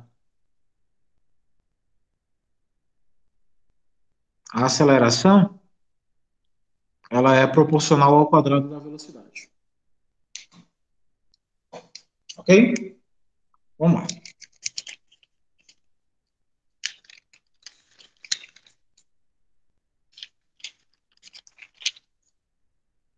Solução. O que foi dito para a gente é que a aceleração ela é proporcional ao quadrado da velocidade, correto? Se ela é proporcional, existe uma certa constante de proporcionalidade. Então, se a aceleração é proporcional ao quadrado da velocidade, então a aceleração que eu estou chamando de A é uma constante, que eu chamarei de K, vezes a minha velocidade elevada ao quadrado. Tranquilo? Esse daqui é o modelo matemático. A aceleração é proporcional ao quadrado da velocidade. Mas a gente sabe uma coisa sobre aceleração. O que é analiticamente aceleração? É a derivada da velocidade Pronto. Com respeito a quem? ao tempo. Ao tempo. Ok. Então a gente vai pensar no seguinte. Então, a derivada da velocidade com respeito ao tempo, ela vai ser k vezes a velocidade ao quadrado. Fazendo separação de variáveis, vou passar dt para lá, vou passar v2 para o outro lado, vai ficar dv v2 igual a k dt. Correto? Aplicando integral a ambos os membros da expressão, a integral de dv v2 é igual a k dt.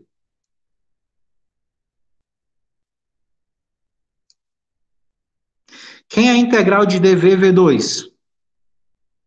Se a gente vê isso aqui é 1 menos v2. 1 menos v, né? A integral disso daqui. E quem é a integral de kt? Lembrando aqui que a variável é t. Vai ser kt mais uma constante. Ok, pessoal? Invertendo isso daqui, invertendo ambos os lados da expressão, menos v vai ser 1 sobre kt mais v. Correto? Ó, inverti esse lado aqui também. Multiplicando todo mundo por menos 1, vai ficar v igual a menos 1 sobre kt mais c. Onde k é a constante de proporcionalidade, a princípio, é a mesma constante que faz a proporcionalidade entre a aceleração e o quadrado da velocidade. E esse c é uma constante que foi provocada durante o problema.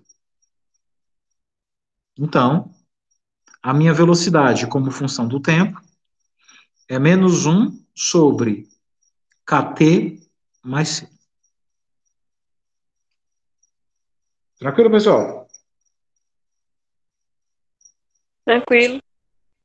E aí foi dado que quando t é zero, a velocidade é 2. Não é isso?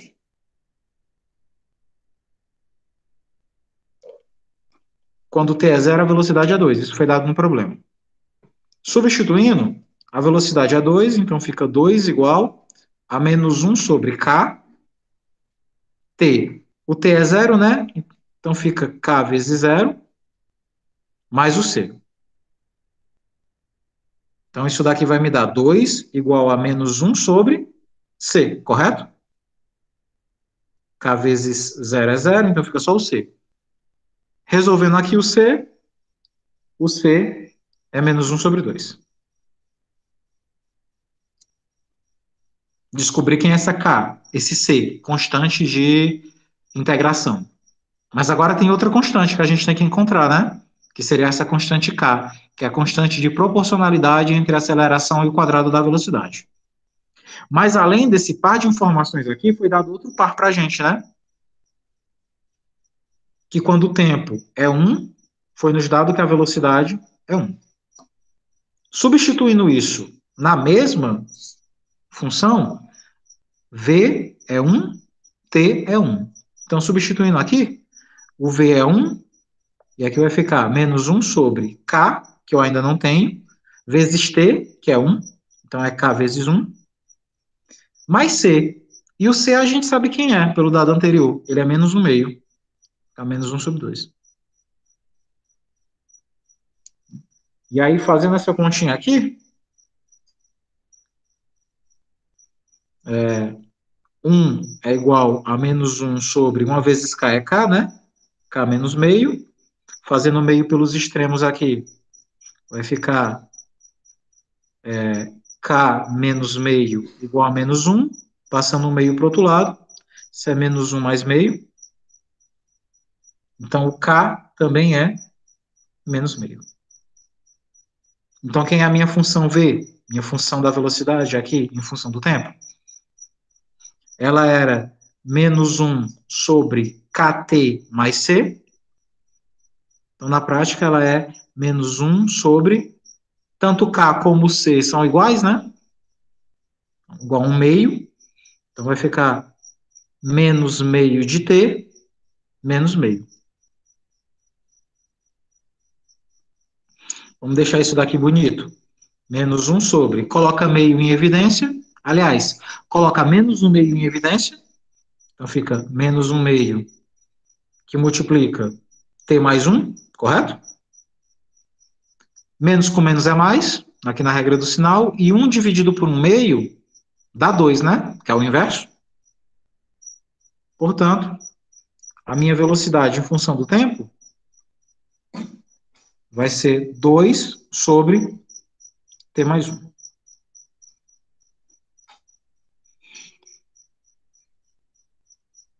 Isso daqui está bem definido? De fato, eu posso supor que existe um movimento no qual a velocidade se comporte dessa forma? Ou será que existe algum valor de t para a qual a velocidade não seria bem determinada?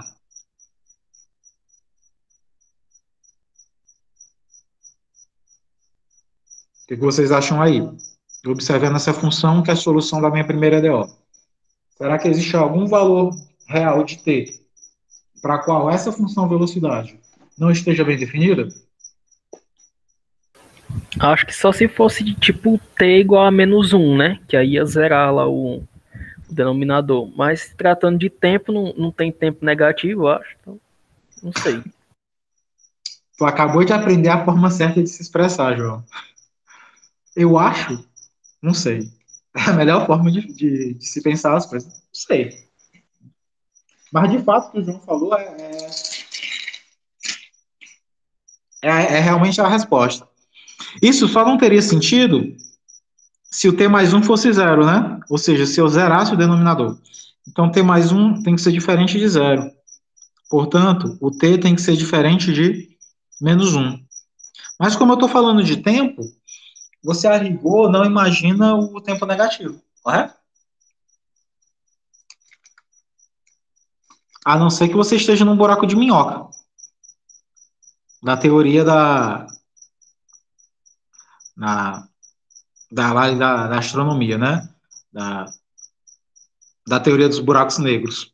Não é que o tempo seja negativo, mas imagine que você entrou num buraco de minhoca. O buraco de minhoca, fisicamente falando, seria uma distorção no espaço-tempo. Imagine que o tempo é uma malha e que fosse possível você encontrar um buraco na malha. Ou seja, que em algum momento o tempo se distorcesse de modo que o hoje, o ontem e o amanhã estivessem tão suficientemente próximos que um sujeito está aqui no hoje e conseguisse bem observar o ontem e o amanhã. Seria a ideia de Hopkins para a ideia do buraco de minhoca. Então, imagine que um segundo se passasse, mas não me projetando para o futuro, e sim me projetando para o passado. Então, é possível você pensar em variações de tempo negativo. Mas aí você teria que ter todo um contexto diferenciado e adotado todo um referencial físico diferente. A gente nem sabe se isso é naturalmente possível. Né? Mas, no nosso caso aqui, que a gente está trabalhando com a física prendada e do lar, de família, então a gente não tem esses casos obscuros, então, de fato, essa nossa função de tempo está bem definida. Então, a gente responde ao item A, né? Quem é a velocidade? A velocidade é isso. E, pelo que a gente viu, isso também é uma hipérbole, né? Isso também tem um comportamento de hipérbole. Ou seja, o seu corpo, com esse movimento, ele tem um funcionamento de hipérbole. Bom, achei a velocidade. Respondi o item A. Se eu quisesse agora achar o espaço, que é a pergunta do item B, como é que eu faria para encontrar a função horária do espaço? Eu conheço a velocidade. A velocidade é 2 sobre T mais 1.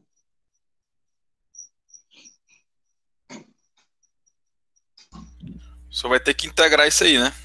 Exato. Por quê? Porque a velocidade nada mais é do que a derivada do espaço com respeito ao tempo, não é? Então, se a velocidade é isso, então a derivada do espaço com respeito ao tempo é isso. 2 sobre T mais 1. Fazendo separação de variáveis, o ds, se eu passo o dt para o outro lado, ele seria 2 dt sobre T mais 1.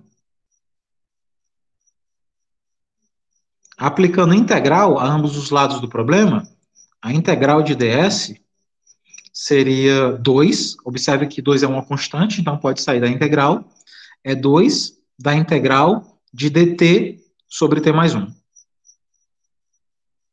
Ou seja, a integral de ds é o próprio s, então é o espaço em função de tempo. Isso vai me dar 2 vezes. E quem é a integral de dt sobre T mais 1? Alguém lembra, assim, de cabeça, quem é essa integral? Integral de dt sobre T mais 1?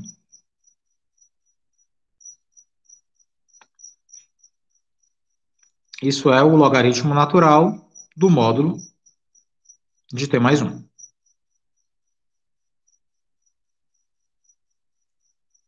Mais uma constante. Então, pronto, essa é a função horária do espaço.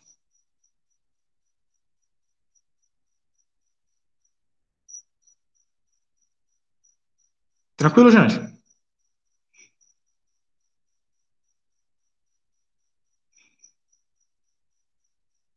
Tranquilo. Pronto, então essa é a função horária do espaço. Observe que esse C aqui, que é outra constante, que é a constante de integração, né? Eu não vou conseguir encontrá-la, bem determiná-la, com os dados iniciais do problema. Porque os dados iniciais do problema me diziam que quando o tempo era 0, a velocidade era 2. Quando o tempo era 1, a velocidade era 1. Mas em momento nenhum ele me descreve como é que o espaço funciona. Ou seja, em que momento eu estava. Eu não tenho relações entre tempo e espaço. Eu tenho relações entre tempo e velocidade. Então, esse K aqui, esse C, essa constante de integração, ela é difícil. Eu precisaria de outra condição sobre ela, para bem determiná-la.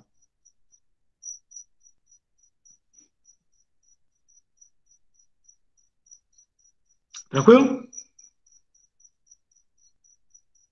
Mas aí eu posso pensar fisicamente no seguinte: imagine que o meu corpo passe pela origem. Eu posso fazer essa suposição. Então, suponha que ST passe pela origem.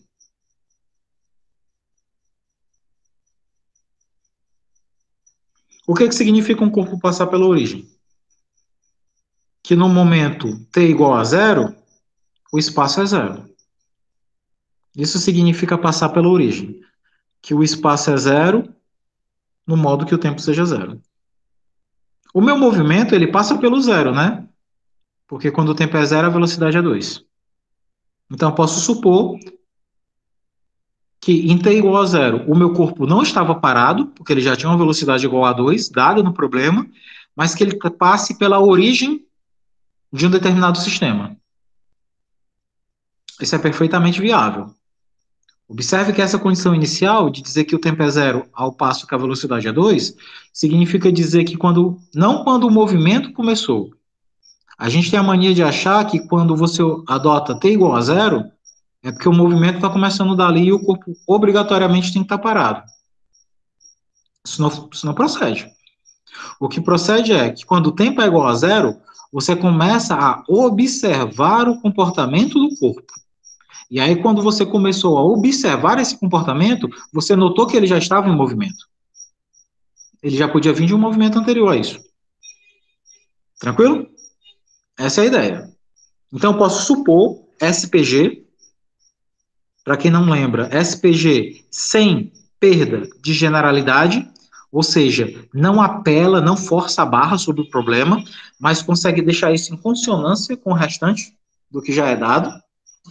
Eu posso supor que naquele momento o seu corpo passou pela origem, ou seja, o espaço dele é zero. Substituindo esses dados aqui, então, ó, eu tenho que ST é igual a 2, logaritmo natural do módulo de t mais uma constante CA determinada. Substituindo esses valores aqui, o S é zero, né? Então é zero, igual a 2 logaritmo do módulo. O t também é zero, então vai ficar 0 mais uma constante. Portanto, 0 é igual a 2. Isso daqui vai dar logaritmo de 1, mais uma constante. E a gente sabe que o logaritmo de 1 em qualquer base diferente de 1 é zero, né? O logaritmo de 1 é zero. Então vai ficar 0 igual a 0 mais c. Então a minha constante c vai ser 0. E aí, por fim, a nossa função horária ST do espaço, ela vai ser 2 logaritmo do módulo de t mais 1 mais a constante c. E a constante c é 0.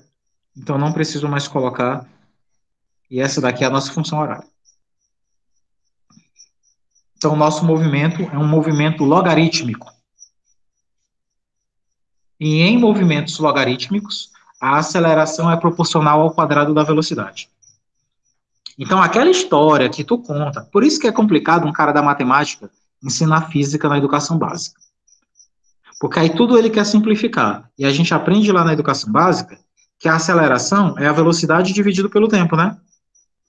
E a gente acabou de observar que existe um movimento no qual a aceleração é o quadrado da velocidade. E aí a gente fica mentindo e dizendo que a aceleração é isso, na qual a aceleração pode ser inclusive isso. A diferença é que esse movimento aqui, né, da aceleração, é um movimento parabólico, enquanto esse movimento aqui é um movimento logarítmico. Porque a solução dessa EDO é isso daqui, né? É um logaritmo. Tranquilo, gente? Deu para entender aqui as nuances desse problema?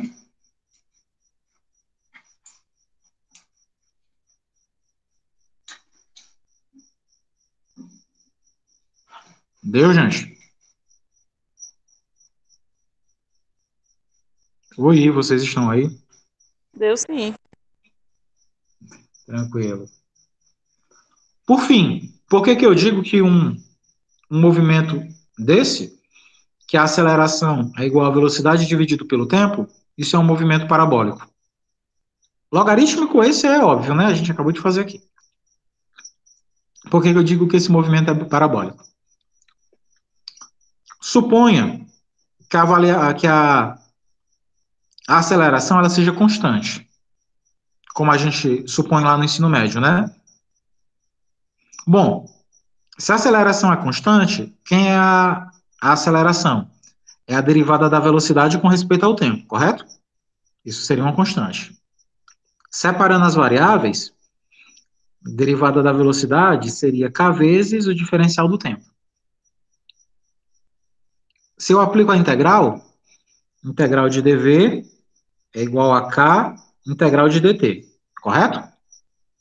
Integral de dv é v, daqui vai ficar k vezes a integral de t, de dt, que é t, mais uma constante, certo? Mas quem é a velocidade? É a derivada do espaço. Então, posso criar outra EDO a partir dessa EDO. Porque isso daqui, a velocidade, é a derivada do espaço com respeito ao tempo. Então, isso daqui vai ser kt mais um certo c. Separando variáveis, o ds, ele vai ser kt dt mais c dt, correto? Aplicando integral dos dois lados, integral de ds ia ser a integral de kt dt mais a integral de c dt, correto? Burrou aí um pouquinho, mas a internet já volta. Aí quem é a integral de ds? É o s, que é o espaço. Esse k é uma constante, sai da integral. Que é a integral de t dt? É t ao quadrado sobre 2. Mais esse c sai da integral. Que é a integral de dt? É t. Então fica ct mais outra constante, que eu vou chamar de constante k. Aí esse k ao quadrado sobre 2, a física vai chamar de aceleração. Esse c aqui, a física vai chamar de velocidade inicial do corpo. E esse k aqui, a física vai chamar de S0, espaço inicial do corpo. E aí essa fórmula vai ficar S igual, escrevendo ela ao contrário, S0 mais o termo do meio, V0t, mais AT ao quadrado. Que é o que a gente chama lá no primeiro ano do ensino médio de fórmula do sorvetão, né? A função horária do movimento retilíneo uniformemente variado. E, de fato, isso é uma parábola, né? É um polinômio do segundo grau na variável t, portanto, esse movimento é parabólico, voltado para cima, se a aceleração for positiva, ou é um movimento voltado para baixo, se a aceleração for negativa. Então, de fato, supor que a aceleração de um corpo é constante impõe que o movimento dele seja um movimento parabólico, seja voltado para cima, seja voltado para baixo. Deu para compreender, pessoal? Por que eu afirmei que naquele momento a educação básica nos restringe a movimentos parabólicos?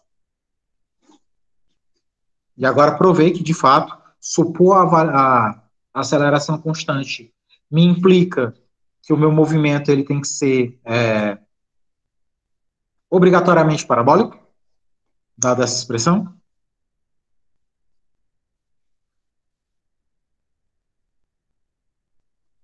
Tranquilo, gente?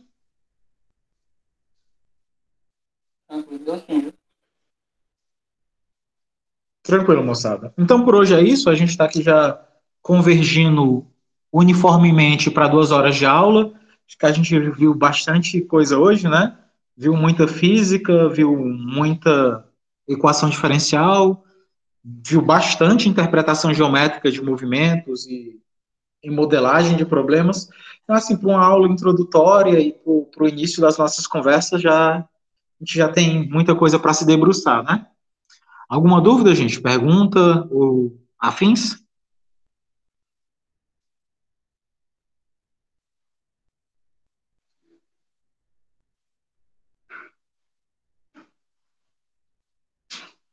Acho que por enquanto tá tudo tranquilo, né?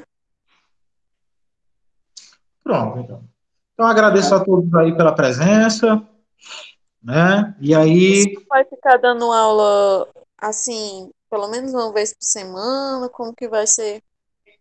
eu ainda vou organizar, porque esse começo de semestre está muito baldeado, tem disciplina abrindo, disciplina fechando, tá um negócio ainda meio conturbado com respeito ao planejamento global, mas eu pretendo sempre que possível fazer esses momentos síncronos aí, até porque eu gosto de fazer aula assim, né? Folha em branco e partindo as ideias, e a gente vê as coisas sendo construídas, né? Quem fez álgebra linear avançada comigo viu que eu pego o caderno, escrevo e sair depois explicando sobre o que eu escrevi, né? Mas aí pode ser que esse semestre eu opte para fazer mais encontros como esse. A gente acaba tendo além de ter um feedback mais rápido de vocês, ver as coisas sendo construídas do nada, às vezes é mais bacana, né? Porque você se sente parte do negócio. Pode ser que a gente faça mais encontros como esse. Tranquilo? Isso se for de interesse de vocês. Se não for, eu gravo as aulinhas e posto lá e a gente vai vendo qual é a melhor dinâmica durante o curso. Tranquilo? Eu acredito que a turma gostou da aula, porque assim, pelo menos eu até agora eu não tinha tido uma aula, né, de matemática desse jeito, que eu tivesse acompanhando, né, do zero até o final da questão. Eu achei bastante interessante. Tranquilo.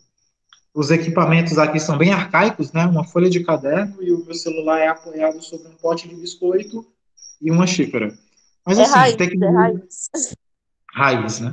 Tecnologias à parte, dá para a gente sair construindo algumas coisas. Mais alguma coisa, pessoal? Só para endossar o que a Tamires falou, né? Como sempre, as aulas do Odécio se superando, mas eu fiz uma jura para mim mesmo, eu não vou mais criticar nada e ficarei calado. A vida ensina, né, meu amigo? E Infelizmente, às vezes, lições não muito boas, né? levei E às muita vezes nem porrada, boas lições, na verdade, né? E às vezes nem recebe resposta, mas tudo tranquilo. Parabéns, Odécio. Obrigado, tá? Obrigado. Bom, galera, no mais, se ninguém tiver mais nenhum comentário, nenhuma pergunta ou nada do tipo, eu vou tirar foto dessas notas de aula, sempre farei isso e disponibilizarei para vocês, para que vocês não precisem ficar printando ou tendo que assistir de novo para copiar, né? Acho que pelo menos é um trabalho a menos, porque esse trabalho é um trabalho braçal, eu prefiro que vocês façam trabalhos intelectuais, né? Pensando, abrindo conta, enxergando outras coisas para além daquilo que a gente já fez. E vou postar isso lá no Classroom, como também vou postar no YouTube a aula gravada e colocarei o link lá no Classroom também. Aí, à medida que for precisando de outros materiais, eu vou disponibilizando lá como a título de aprofundamento. Mas lembrando que eu não vou ficar passando tarefa a toda hora para presença, não, viu? Tarefa para mim é para valer nota já. Esse negócio de tarefinha semanal só para ficar bancando de bonito não é comigo, não. Já me conformei com a minha feiura, então qualquer outra coisa não me abala mais, né? Sem bad trip, nada me abala. Bom, no mais, foi um prazer estar com vocês. E a gente se encontra aí na próxima, precisando, vocês sabem onde me encontrar. Ok? A qualquer hora, a qualquer lugar. E por último, horário de atendimento. Eu acho que essa é a última coisa, a única coisa que eu não falei. Eu não faço horário de atendimento. Eu não tenho aquele horário X que você pode me procurar lá no Meet, que eu vou estar logado. Eu não tenho. Até porque eu acredito que não existe hora marcada para o nego ter dúvida. Às vezes tu tá tomando banho, lembra de um negócio, aí chegou a dúvida. Ah, mas hoje é terça, o Odete só tem horário de atendimento na sexta. Isso não. Chegou a dúvida, me manda um WhatsApp. Prometo o máximo possível responder com o máximo de presteza. Não se assustem se os horários forem de madrugada, esse tipo de coisa. É o horário que eu tiver tempo e eu pretendo ter o tempo mais rápido possível. Né? Porque dúvida é que nem fungo. Você começa com bem pequenininho, você espirrou, quando olha, dominou a parede toda. Aí às vezes já está até sem jeito.